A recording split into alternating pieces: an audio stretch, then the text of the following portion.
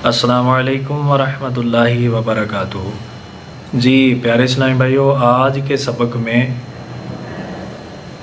इंशाअल्लाह अज़्ज़ा वजल मदनी कायदा सबक नंबर 2 पढ़ने की और समझने की कोशिश करेंगे। अल्लाह ताला हमें कुरान पाक को सही पढ़ने और समझने की तौफ़ीक अता फरमाए। तो प्यारे इस्लामी भाइयों, वीडियो शुरू करने से पहले मेरी आपसे आजिज़ाना इल्तिजा है, अर्ज़ है, मेरे channel read the Holi Quran को सब्सक्राइब करें और बेल के आइकन वाले बटन को ज़रूर दबाएं ताकि मेरे चैनल की हर नई आने वाली वीडियो आप तक बआसानी पहुंच सके। सबक शुरू करते हैं। तो प्यारे इस्लामी भाइयों, सबक नंबर 2 मुरक्कब हरूफ वाला सबक है। तो सबसे पहला सवाल है कि मुरक्कब किसे कहते हैं। मुरक्कब 2 या 2 से ज़ायद हरूफ मिलकर एक मुरक्कब बनता है। और मुरक्कब हरूफ को कैसे पढ़ा जाता है। मुरक्कब हरूफ को मुफरद हरूफ की तरह अलग अलग पढ़ेंगे। जैसे हमने सबक नंबर 1 में लफ्ज़ बाय लफ्ज़ पढ़ा, हरफ बाय हरफ पढ़ा, अलिफ से लेकर या तक एक एक लफ्ज़ करके पढ़ा हमने।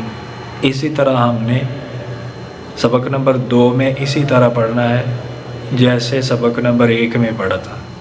सबक नंबर 2 में हरूफ मुरक्कब जो हैं ये इकट्ठे लिखे हुए हैं, जैसे लाम अलिफ। तो ये दोनों इकट्ठे मिला के लिखे हुए हैं, लेकिन पढ़ना इनको मुफरद हरूफ की तरह अलग अलग है। अगर इकट्ठा पढ़ेंगे तो ये ला बन जाएगा। तो ला जब बनेगा तो लाम के ऊपर ज़बर लगानी पड़ेगी, तो ये फिर ला में चेंज हो जाएगा। लेकिन इसको ऐसे पढ़ना नहीं है, इसको हमने पढ़ना है तो मुफरद हरूफ की तरह अलग अलग पढ़ना है, वरना ऐसे ला ला बा ता इस तरह हम नहीं पढ़ेंगे। ता अलिफ को ता नहीं पढ़ेंगे। इसी तरह बा लाम बा को इकट्ठा मिला के नहीं पढ़ा जाएगा, बल्कि इसके हर हरफ को मुफरद हरूफ की तरह अलग अलग पढ़ेंगे। लाम अलिफ, तो ये मिला के लिखा हुआ है लाम अलिफ। इसको मुफरद हरूफ की तरह अलग अलग पढ़ना है। लाम को लहदा पढ़ना है, अलिफ को लहदा पढ़ना है। अगर लाम को और अलिफ को मिलाकर पढ़ेंगे तो ला बनेगा ला। इसी तरह 3 लफ्ज़ों वाला 3 हरफों वाला जो लफ्ज़ है बा लाम बा, तो ये जो बा लाम बा है इसको भी मुफरद हरूफ की तरह एक एक करके लहदा लहदा करके हम पढ़ेंगे। इसको हम इकट्ठा नहीं पढ़ सकते बाला बा। इस तरह तो ज़बर ज़ेर पेश शद मद भी लगानी पड़ेगी। तो ये है मुरक्कबात वाला सबक। इसको मतलब जो 2 या 2 से ज़्यादा हरूफ लिखे होते हैं उनको पढ़ने का तरीका ये है कि इनको मुफरद हरूफ की तरह अलग अलग पढ़ें। बाज़ हरूफ इनमें ऐसे हैं जिनका सर लिखा जाता है और धड़ छोड़ दिया जाता है। नुक्तों के रद्दो बदल से हमने इन लफ्ज़ों की पहचान करनी है। बा लाम, अब बा के नीचे है नुक्ता, और यही बा लें तो ये नीचे से नुक्ता हटाकर इसके बा के ऊपर 2 नुक्ते लगाएंगे तो ये ता में बदल जाएगा।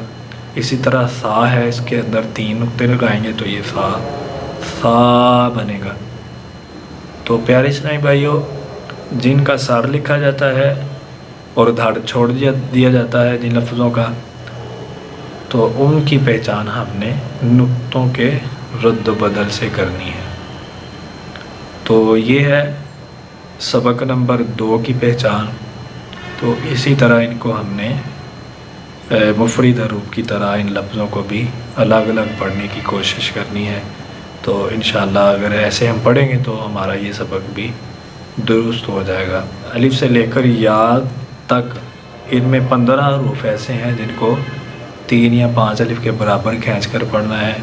اور باقی لفظوں کو، باقی حرفوں کو ہم نے ایک الف کے برابر کھینچ کر پڑھنا ہے۔ اسی طرح سبق نمبر 2 میں بھی اسی طرح چلے گا، جیسے لام کو ہم نے 3 یا 5 الف کے برابر کھینچ کے پڑھنا ہے، سین کو 3 یا 5 الف کے برابر کھینچ کے پڑھنا ہے، دال کو ہم نے 3 یا 5 الف کے برابر کھینچ کر پڑھنا ہے۔ اسی طرح حروف مفردات کے اندر جتنے بھی حروف ہیں جن کے اوپر مد کا نشان ہوتا ہے، ان کو 3 یا 5 الف کے برابر کھینچ کر پڑھنا ہے۔ تو ہر سبق میں ایسے ہی جن لفظوں کو 3 یا 5 الف کے برابر کھینچ کے پڑھنا ہے اور جن لفظوں کو ایک الف کے برابر کھینچ کے پڑھنا ہے، اسی طرح کھینچ کر تلفظ کو ادا کریں گے۔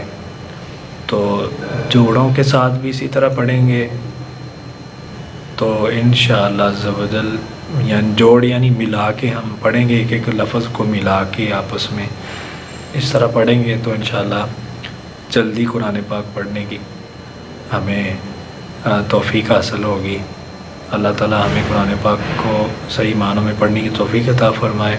تو پیارے اسلامی بھائیو، آج کے سبق میں بس اتنا ہی۔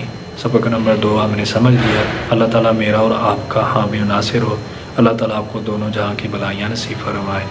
السلام علیکم ورحمۃ اللہ وبرکاتہ۔